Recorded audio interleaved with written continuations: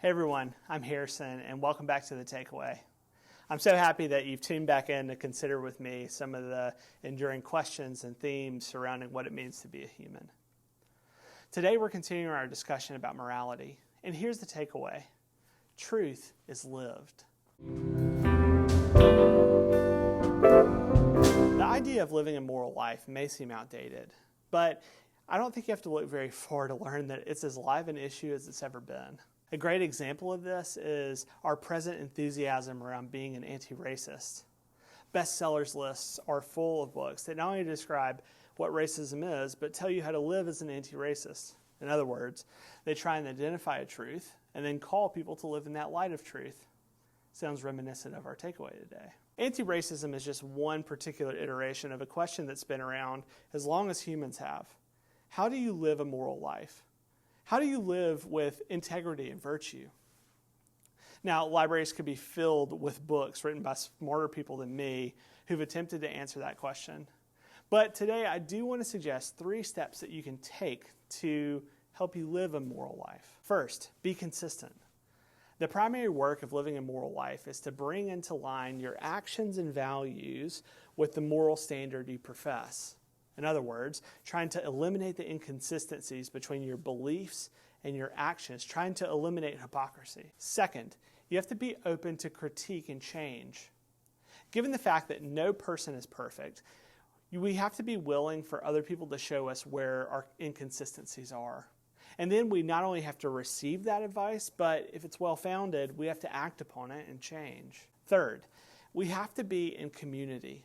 One of the most important but neglected aspects of moral formation is the power of pursuing a moral life together, having other people who can serve as models of consistency and having other people who know your life and critique the areas where your actions don't align with your beliefs. Now, if you try and follow these practices, you're going to face some problems, though. For many people today, our moral universe is about as consistent as Las Vegas, a city whose architecture is basically a postmodern fever dream. You see, on one road, there's an Egyptian pyramid, a Roman Colosseum, the Eiffel Tower, and the Statue of Liberty, all plucked out of their context and put into one place. I think it's a great illustration for the average American's morality. It's an uneasy mixture of these divergent ideological influences. And because of this, it makes moral clarity, coherence, and consistency difficult, if not impossible. Furthermore, because of the siloing and isolating effects of modern life and modern technology, we become less open to critique and change because we're distanced from the embodied communities and relationships that can make critique and change possible. So, is all hope lost for the moral life? Well, I don't think it is. And I think it's not, because Christianity is still true. I think Christianity is the best and ultimately truest foundation for the moral life. You see, Christianity provides a consistent and firm moral standard that's revealed in God's Word and embodied by God's Son, Jesus Christ. Christianity also makes critique and change possible. On one hand, it provides the necessary humility for it. Through the doctrine of sin, we learn that all people are flawed and imperfect and in need of help to live life well. But that is counterbalanced by the Christian teaching that each person is deeply and unconditionally loved by God. They're met in their sin.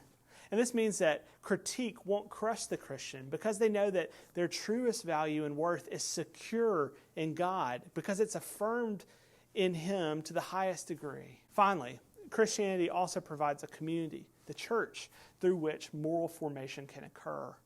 The church is supposed to be a place where it's safe to not be okay, a place in which everyone is met where they are, but not left where they are. Best of all, though, Christianity provides Jesus.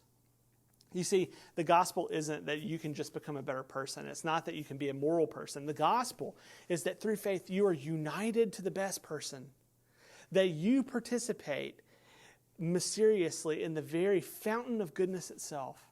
And that's what morality is about. It's not just about right and wrong. It's about living in accordance with who you've been made by Jesus, living out of your identity as a true child of God. And that's the truth that we're called to live within. Thanks so much for listening. I'll see you next week.